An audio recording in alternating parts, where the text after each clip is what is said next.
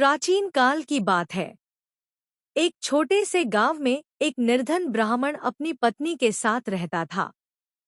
वह अत्यंत धर्मनिष्ठ और ईश्वर में विश्वास रखने वाला था, परंतु गरीबी के कारण उसका जीवन कष्टों से भरा हुआ था। कभी भोजन की कमी हो जाती, तो कभी वस्त्रों की। फिर भी वह प्रतिदिन प्रातःकाल भगवान सूर्य को जल अर्पित करता और मन ही मन उनसे अपने दुखों को दूर करने की प्रार्थना करता। एक दिन गांव में एक महात्मा का आगमन हुआ। ब्राह्मण ने उनके चरणों में गिरकर अपनी व्यथा सुनाई। महात्मा ने कहा, हे वत्स, यदि तुम सच्चे मन से रविवार का व्रत करो और सूर्य देव की विधिपूर्वक पूजा करो, तो निश्चित ही तुम्हारे जीवन के सभी कष्ट दूर होंगे। महात्मा की बातों से प्रेरित होकर ब्राह्मण ने अगले रविवार से व्रत आरंभ किया। वह सूर्योदय से पूर्व उठता, स्नान करके स्वच्छ लाल वस्त्र धारण करता और अपने आंगन में तांबे के लोटे में जल, लाल फूल, रोली, अक्षत और गुड़ डालकर सूर्य देव को अर्घ्य देता। अर्घ्य देते समय वह श्रद्धा से सूर्याय नमः मंत्र का जाप करता।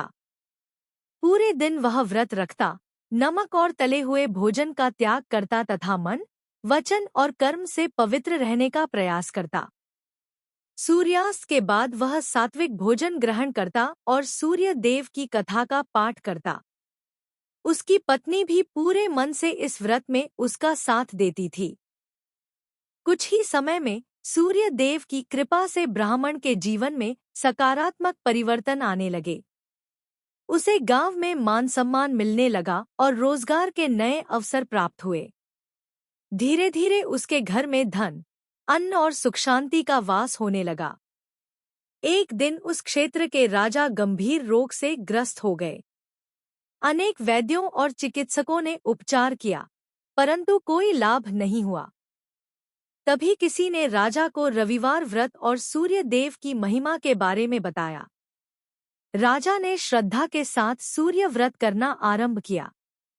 राजा ने भी नियमपूर्वक सूर्य को अर्घ्य दिया, व्रत रखा और सूर्य देव की कथा सुनी।